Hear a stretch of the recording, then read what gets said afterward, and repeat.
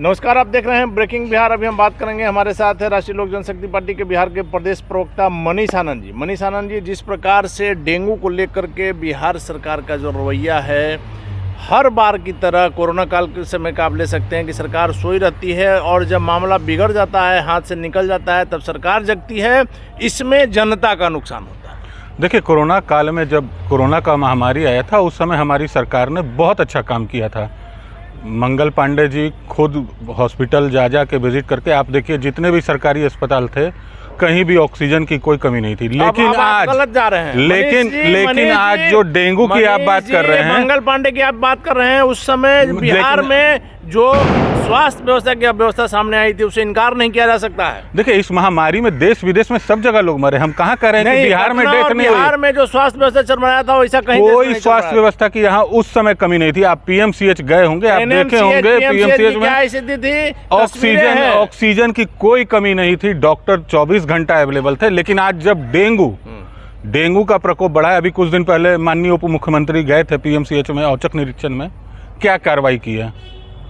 नहीं, कुछ तो जरूर सुधरा है। नहीं, क्या सुधरा है? डॉक्टर नहीं, कोई नहीं सुधरा है। अगले दिन का ही आप लोग का रिपोर्ट था, आप लोगों ने पब्लिक से ओपिनियन लिया था, पब्लिक ने साफ कहा था कि कोई फर्क नहीं पड़ा है।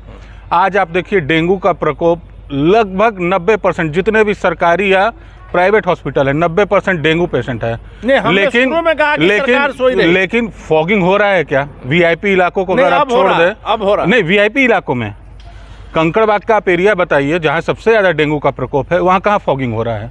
नहीं, अभी तो हो रहा है, हमने अभी भी नहीं। कुछ एरिया में ये है कि कुछ एरिया में जहाँ वीआईपी डॉक्टर्स कॉलोनी वाले एरिया में हो रहा है, जहाँ वीआईपी है जी, कि सरकार सोई रहती है, अचानक से क्यों जगती है जब स्थिति बेकाबू हो जाती है? देखिए, यहाँ तो सबसे पहले कि सीएम की भूमिका कौन निभा रहे हैं, यही सबसे बड़ा कंफ्यूजन है। दोनों चाचा भतीजा में आप खुद देख लीजिए, कंफ्यूजन है। कभी नीतीश जी उप मुख्यमंत्री की जगह मुख्यमंत्री से संबोधित करते हैं। ये तो मिस्टेक हो सकता है। नहीं, ये मिस्टेक नहीं है। इसको आप नीतीश जी से आप मिस्टेक की अपेक्षा नहीं कर सकते, वो बहुत दूर की सोच के बोलते हैं। तो कहीं ना कहीं उनका तंज था। अभी देखिए, इन लोग की भंवर फंसी हुई है, आपस में इतना रस्साकसी हो रहा है कि इनको बिहार की जनता की सुध नहीं है कि बिहार की जनता कहाँ जा रही है।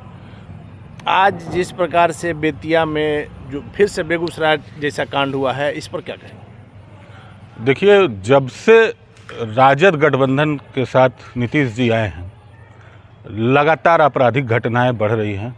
आपको याद होगा, एक समिट किए थे जहां डीजीपी वगैरह बैठे हुए थे, कुछ इन्वेस्टर बैठे हुए थे, उनको आश्वासन दिया जा रहा था कि पुलिस चौकी खोल देंगे। जब इन्वेस्टर आएंगे तभी पुलिस चौकी खुलेगी क्या?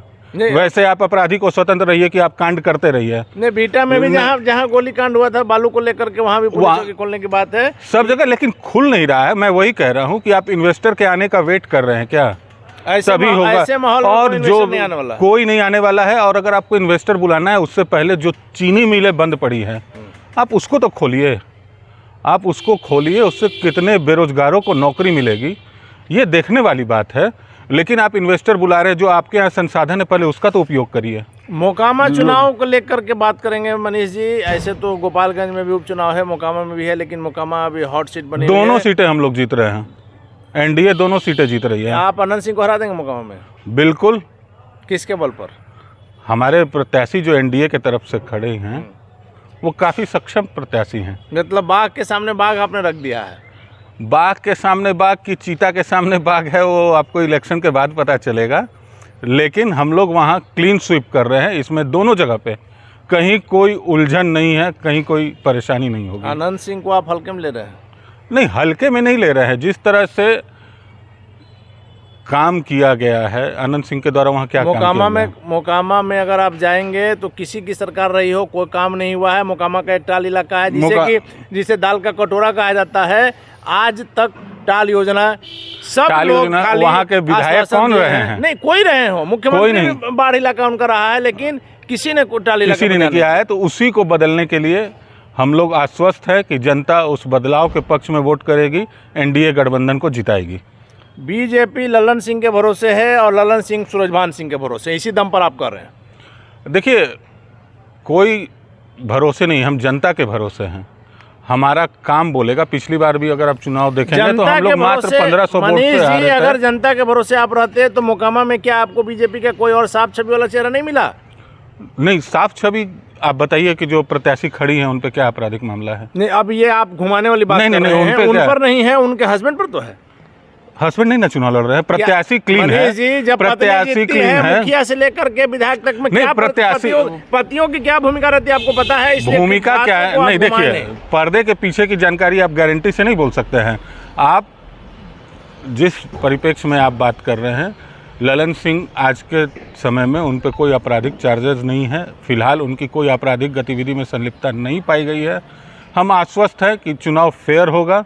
ऐसे तो कहा जाता है कि उपचुनाव सरकार का होता है, लेकिन हम लोग इस कहावत को चेंज करके दिखाएंगे। दोनों सीट जीतेंगे। दोनों सीट जीतेंगे। चलिए, गोपालगंज तो फिर भी माना जा सकता है कि स्वर्गीय सुभाष सिंह की पत्नी है, सिंपैथी वोट भी मिलेगा, लेकिन मोकामा का जो तस्वीर है वो देखने वाली बात होगी। आखिरी सवाल आपसे है कि चिराग पासवान दोनों जगह नहीं लड़ रहे हैं। चिराग से आपकी खुन्नस जो है वो पुरानी रहती है। चिराग का नाम आते ही आप थोड़ा मुस्कुराने भी लगते हैं। नहीं, मुस्कुराने नहीं लगते हैं। देखिए, चिराग को शायद समझ आ गया होगा कि अब वो जमानत जब्त करने वाले रिकॉर्ड के करीब पहुंच गए हैं, उसको वो तोड़ना नहीं चाह रहे होंगे, इसीलिए वो शांतिपूर्वक बैठे हैं। इसी में उनकी भलाई भी है।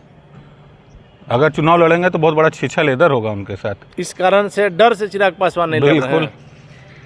चलिए, तो ये थे हमारे साथ राष्ट्रीय लोक जनशक्ति पार्टी के बिहार के प्रदेश प्रवक्ता मनीष आनंद जी, जिनका साफ तौर पर कहना है कि बिहार में जो दोनों सीटों पर उपचुनाव हो रहे हैं उसमें इनकी जीत, एनडीए की जीत तय है। और चिराग पासवान मोकामा में सद्बुद्धि आ गई है, डर के कारण नहीं लड़ रहे हैं, नहीं तो उनकी जमानत जब्त हो जाएगी। हालांकि आगे क्या होगा देखना काफ़ी दिलचस्प होगा। फिलहाल आप बने रहें ब्रेकिंग वर्क से।